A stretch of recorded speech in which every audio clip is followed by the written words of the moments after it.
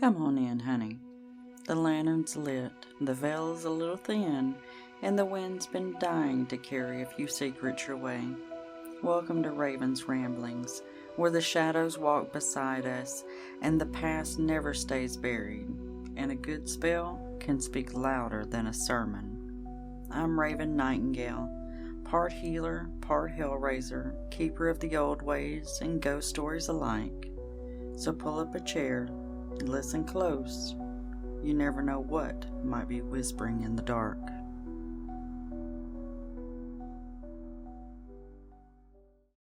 Hey, witches, welcome back to Raven's Ramblings. I am your host, Raven. Y'all know this already. And for all you new people, hey, how y'all doing?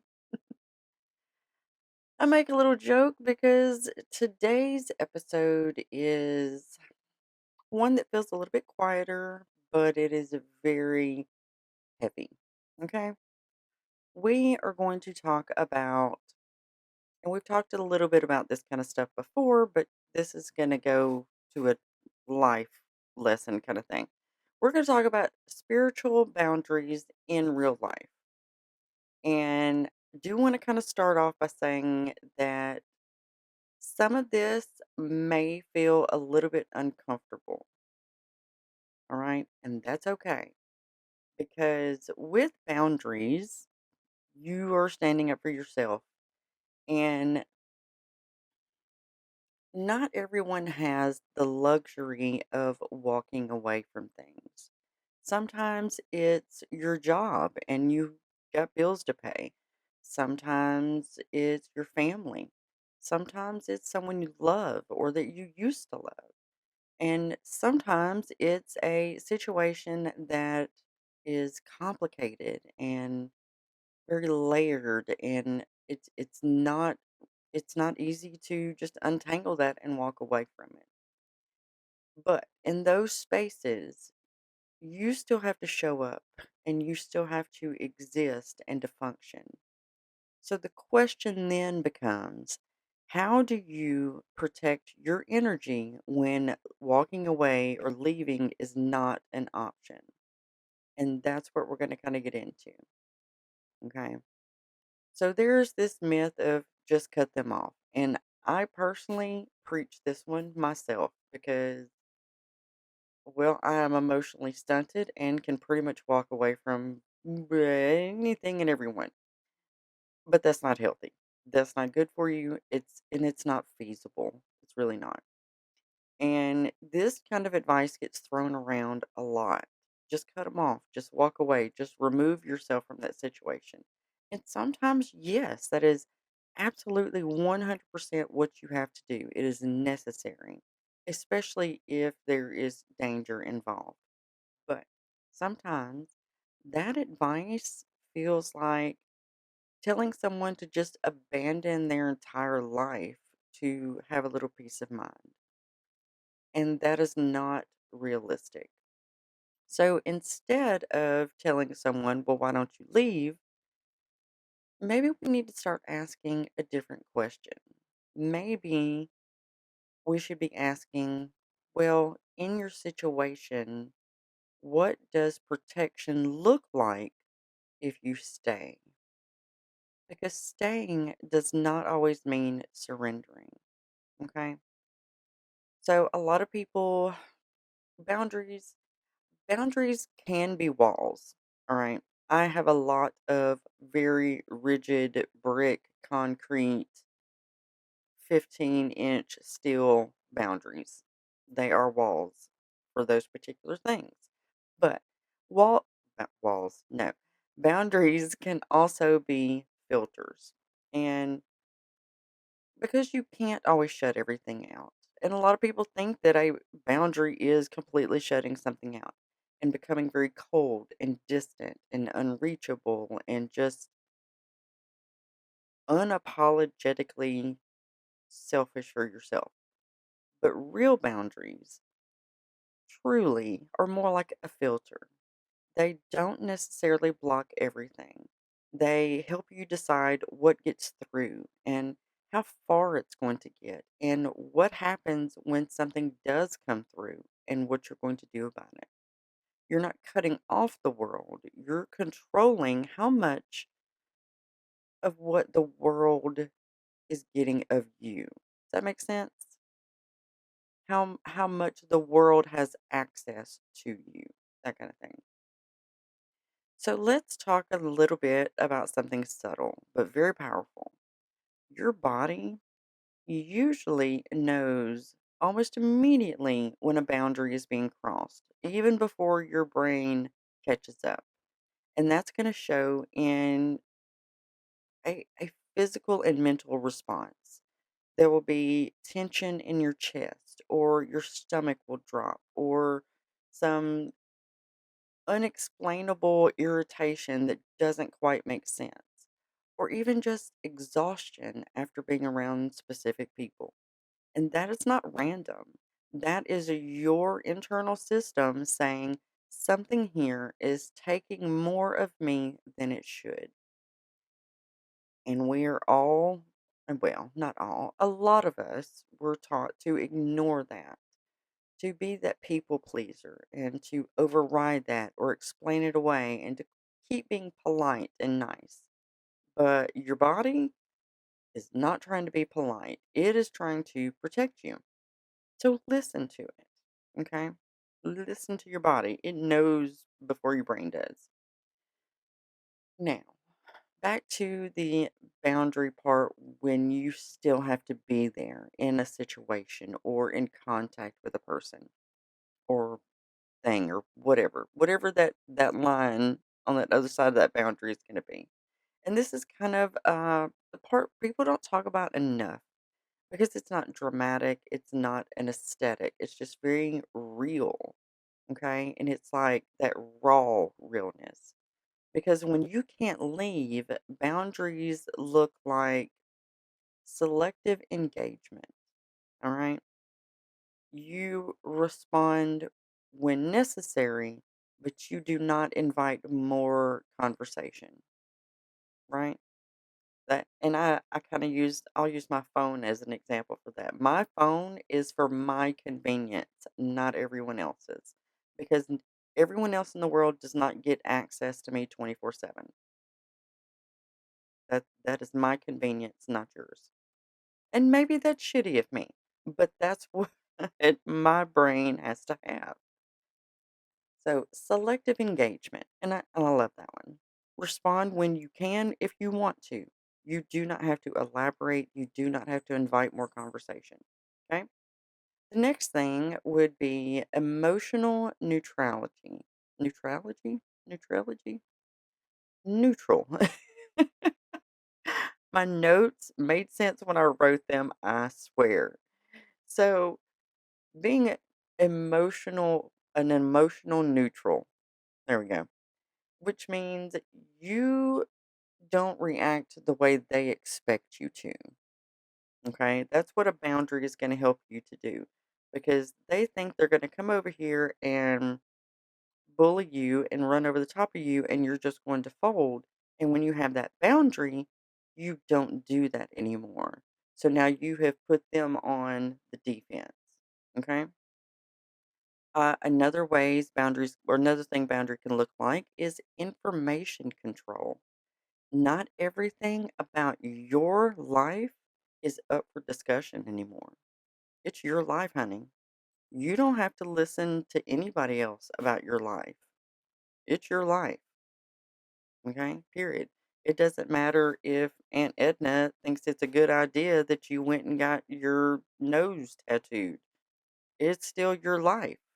There's a boundary there because you have control over your life and what you're going to allow people to commentary on. Does that make sense?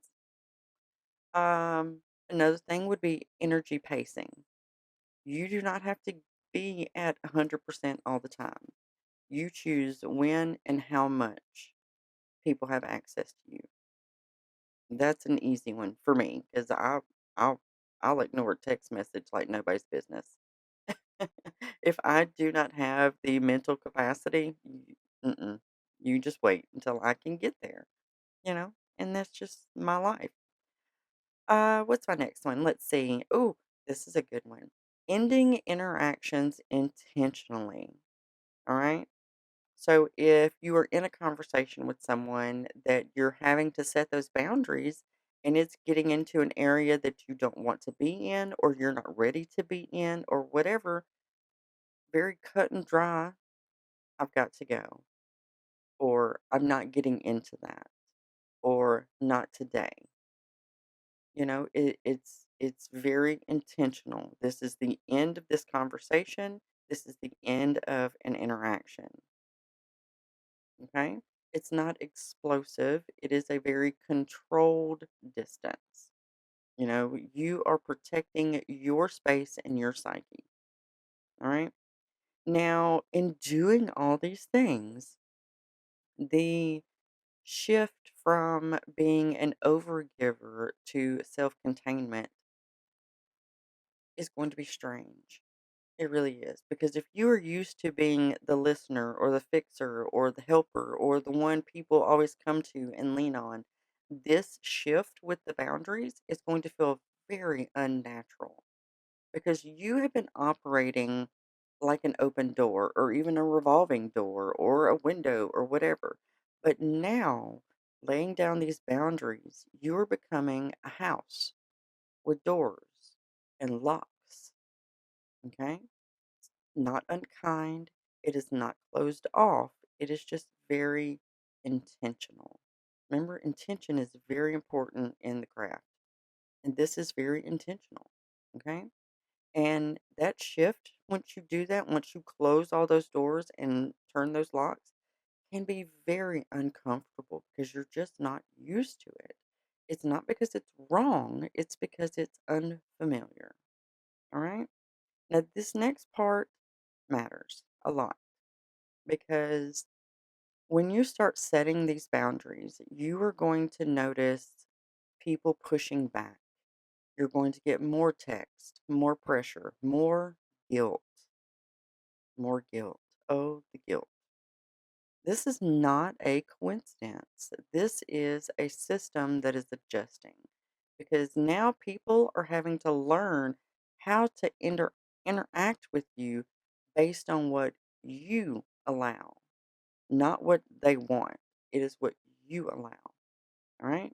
Because when you change those rules, they are going to notice. And heaven help us all, sometimes they are going to test those boundaries. Not always maliciously, sometimes maliciously, but not always. But it will be consistently. It's until they get the message that this is now a boundary. All right. And your job is not to explain your boundary or why you have your boundary. You don't have to. You can if you want, but your job is to hold that boundary. That's the important part. Okay.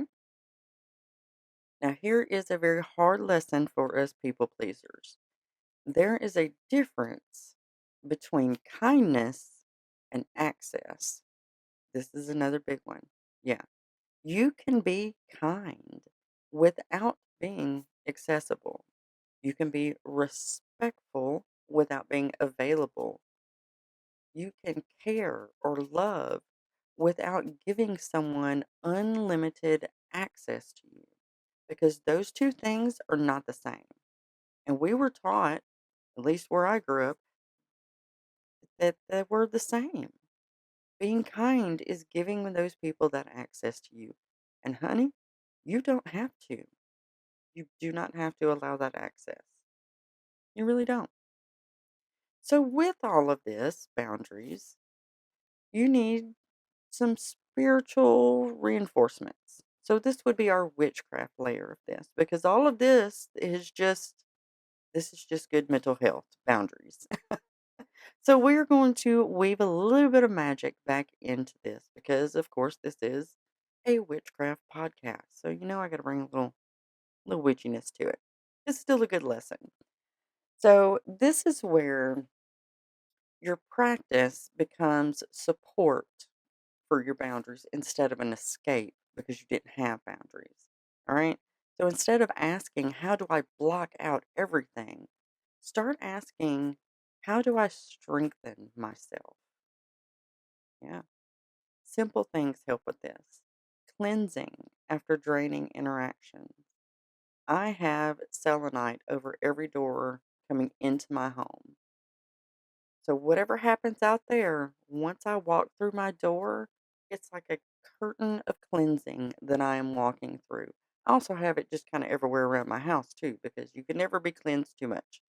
It may be a little bit of an obsession, but coming into my home from outside, I walk through a curtain of cleansing energy because it is very, very draining out there for me. Yeah. Another thing is grounding before entering certain spaces. So when the holidays come around and you have to go to Aunt Edna's house because that's where the whole family is, and you want to see your nieces and nephews and cousins and I don't know, second cousin twice removed or whatever. You want to be there. You want to enjoy that family interaction. Ground before you do that.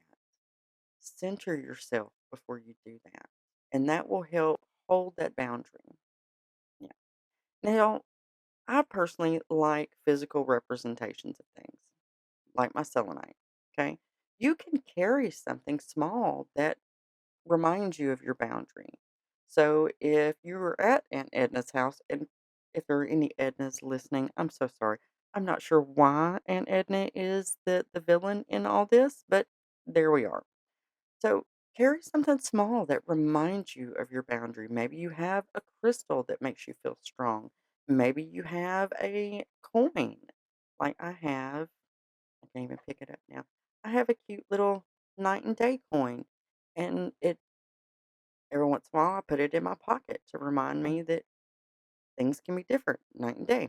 Anyway, but carry something small that reminds you of your boundary. Another way, of course, is setting your intentions before conversations. Yeah. Especially if they are going to be the kind of conversations where you are talking about, hey, this is no longer allowed. This is now my boundary. Okay. Set those intentions beforehand. And you're not trying to control someone else. You're not trying to influence them. You are trying to anchor yourself, okay? Because your magic should feel like reinforcement, not a substitute for action, okay? So let's deepen this little earlier exercise. When you feel your energy being pulled, because if you stop and think about it, you can feel that, all right? So when that happens, stop. Take a moment. Breathe in slowly and say, I am not required to give more than I have. I choose where my energy goes. I am allowed to hold back. Now, once you do that, notice what your body wants to do next. Does your body want to step back in the conversation, say less? Follow that. That is your boundary in motion. Now, some of us are a little spicier, and we may take that moment to collect our thoughts and then go head force into something. That is not always good. I mean, sometimes you feel a little bit better afterwards, but that's more of a you may never want to speak to that person again kind of outburst. Okay. Do as I say, not as I do. How's that? So, if you take nothing else from this episode, take this. You do not have to disappear to protect yourself. You do not have to burn everything down. You do not have to justify your limits or try to keep proving your worth through exhaustion. You don't have to do those things. You can still stay and still choose yourself, you know, quietly, without permission.